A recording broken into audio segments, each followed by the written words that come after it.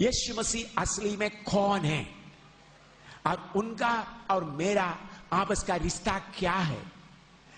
अगर आपको यह बात मालूम हो जाए, चाहे आपके पास में 1000 करोड़ रुपया बैंक में है, 1000 करोड़ रुपया बैंक में है, आपके पास वो सब किसी ने छीन लिया।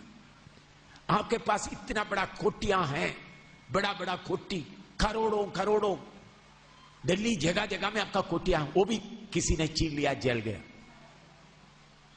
आपका शरीर इतना तंदुरुस्त था, तंदुरुस्त शरीर, बीमार हो गए, आपको एक लाठी लेकर चलना पड़ रहा है।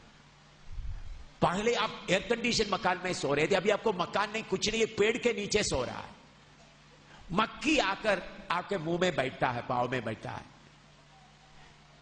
2 टाइम का खाना छोड़ के 1 टाइम का खाना भी नहीं मिलता, किसी ने फेंका हुआ खाना ही आप खा रहा है। फिर भी अगर आप यीशु मसीह को पहचाना है तो आपका दिल आनंद से, खुशी से भरेगा।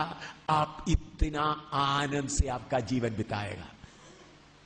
लेकिन यीशु मसीह कौन है, आपको क्या मिला है करके मालूम नहीं होगा तो आप परेशान हो जाएंगे। इधर में पौलुस अपना जीवन के बारे में बताते हैं।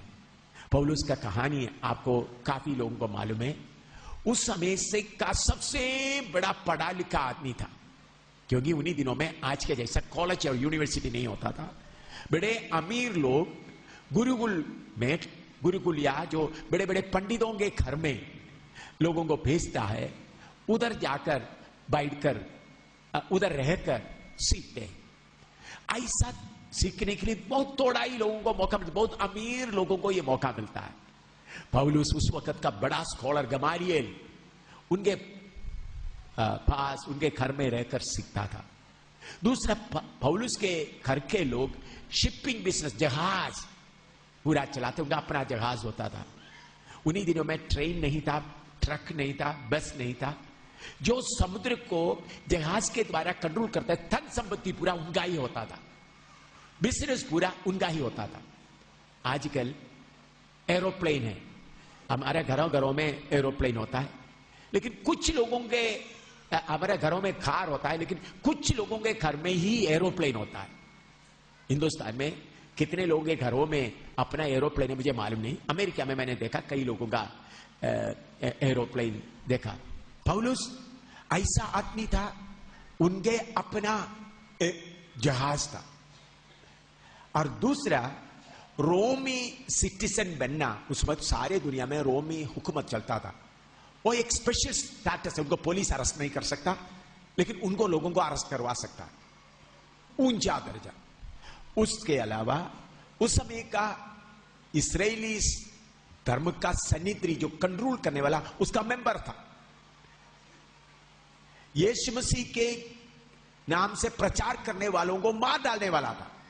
सबसे पहले स्टीफेनस, जिसको पथरवाह किया था, उसके लिए मुख्य गवाह पौलुस ही था। उन्होंने देखो, पढ़ाई में, धन दौलत में और समाज में उनका औहदा, ये सब इतना ऊंचा, रोमी सिटीजन भी था। इतना बड़ा आदमी यीशु मसीह को पहचानने के बाद वो सब फेंक दिया, कूड़ा समझा।